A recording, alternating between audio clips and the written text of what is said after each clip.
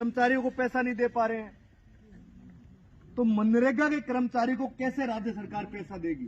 तो इसका स्पष्ट रूप से केंद्र की सरकार ने, नरेंद्र मोदी और अमित शाह की सरकार ने इसको खत्म करने के लिए ये एक्ट निकाल कर लेकर आए हैं। और अगर आप लोग मजबूती से अपनी आवाज के साथ इस नरेगा की लड़ाई को नहीं लड़ोगे तो आने वाले समय में हमारे बीच नरेगा का कोई नाम नहीं रहेगा, नरेगा का कोई कर्मचारी नहीं रहेगा।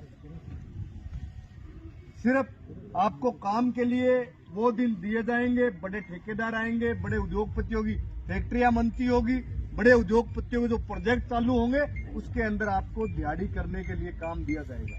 कांग्रेस ने ये घोषणा की है कि जिस राज्य में कांग्रेस की सरकार आएगी 400 रुपए प्रतिदिन के हिसाब से नरेगा कर्मचारियों को दिए जाएंगे। अगर कांग्रेस का सरकार, ये लड़ाई 250 रुपए इस बार की थी, सरकार राज्य के अंदर भाजपा की आई, केंद्र के अंदर भाजपा की आई, तो नरेगा को कमजोर करने का काम किया। और अभी भी अगर ये हालात पूरे देश और राज्य में रहे तो कर्मचारियों को नरेगा के खत्म करने का काम ये सरकार कर रही है।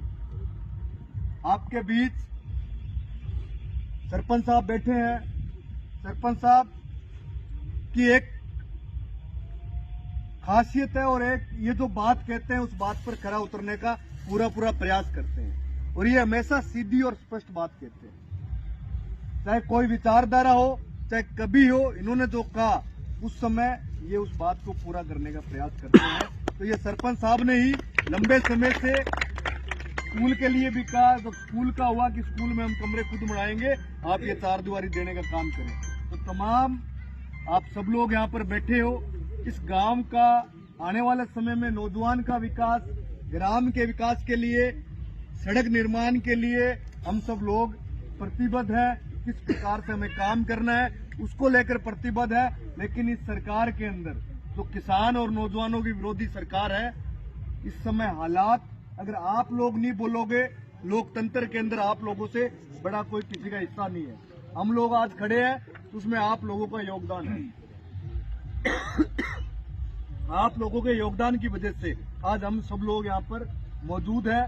तो तमाम साथियों को मैं तो यही कहना चाहूंगा कि चाहे हमारे शमशान घाट का विकास हो, चाहे हमारे कब्रिस्तान का विकास हो, चाहे हमारे एससी के साथियों को कोई धर्मशाला के लिए कोई व्यवस्था की जरूरत हो, तो हम और सरपंच साहब मिलकर आपके इस गांव में विकास